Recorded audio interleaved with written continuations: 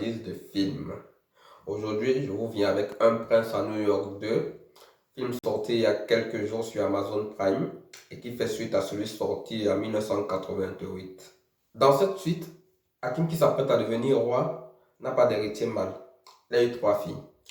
Et pour perpétuer la tradition du Zamunda, il doit marier la première au fils du général Easy du pays voisin. S'éviter également quelques problèmes politiques. Mais comme par hasard, il découvre qu'il a eu un fils 30 ans plus tôt à New York. Il décide donc d'entreprendre le voyage retour à New York pour rencontrer et pour découvrir ce fils et le faire héritier du Zamunda. Les suites de films sont souvent aléatoires. Il y en a de mauvaises et même de très mauvaises. D'un autre côté, il y en a également de bonnes, de très bonnes même, souvent meilleures que le premier film de la saga. Mais elles ne sont pas meilleures parce qu'elles ont juste surfé sur le succès du premier film, mais parce qu'elles ont créé une continuité crédible à l'histoire. Le problème d'Un prince à New York 2, ce n'est pas qu'il soit une suite à un film, mais c'est qu'il soit une suite qui intervient 30 ans après le premier film. L'attente est sans doute plus nostalgique que cinématographique. Je pense que c'est un peu pour cela que nous avons cette petite lacune scénaristique. Le film serait sorti 30 ans plus tôt, même pas 30 ans plus tôt, je vais dire 2-3 ans après le premier film. Je pense qu'on aurait eu un meilleur scénario parce que le film aurait été contemporain de, de son prédécesseur. Mais là, nous avons eu un petit gâchis, je crois.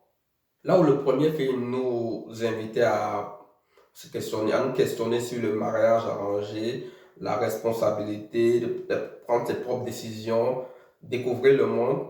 Le deuxième film revient avec les mariages arrangés, mais en y ajoutant de manière bien vue le questionnement, la question sur la capacité des femmes à diriger une société basiquement patriarcale comme le Zamunda. Hélas, ce débat, ce questionnement est vite noyé dans l'intrigue principale et il ne reviendra qu'à la fin de manière assez anecdotique. Je pense qu'ils auraient un peu plus approfondi le thème, mais bon, ils avaient mieux à faire, à mon avis.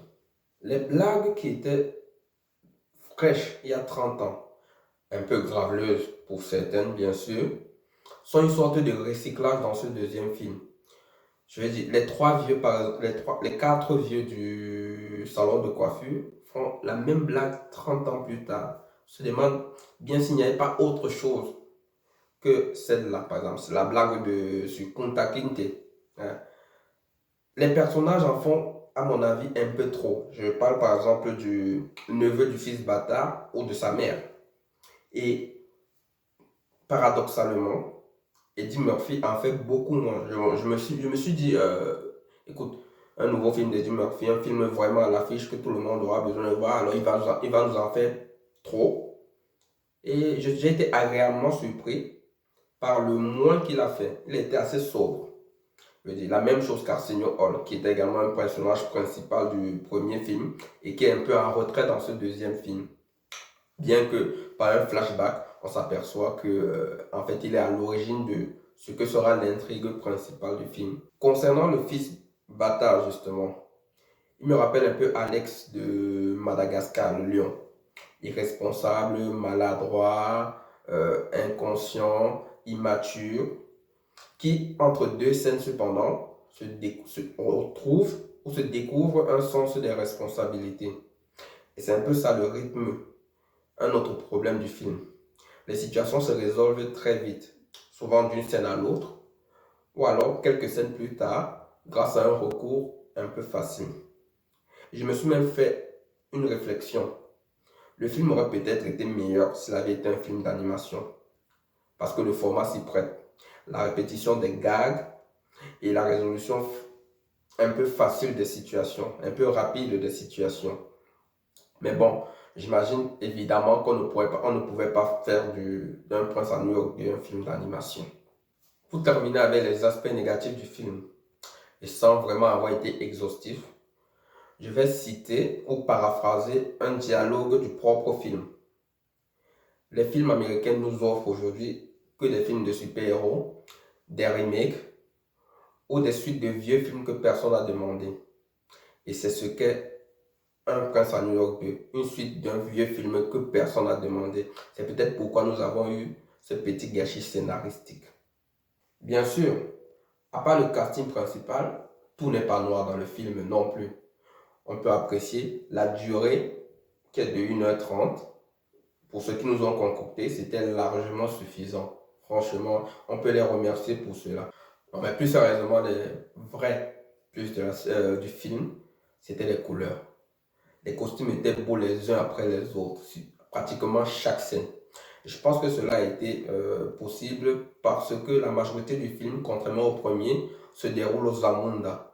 Et bien sûr, Zamunda, pays théoriquement africain, il fallait bien des couleurs vraiment vives. Et ça a été possible avec ces costumes terriblement beaux. Les chorégraphies ne sont évidemment pas en reste.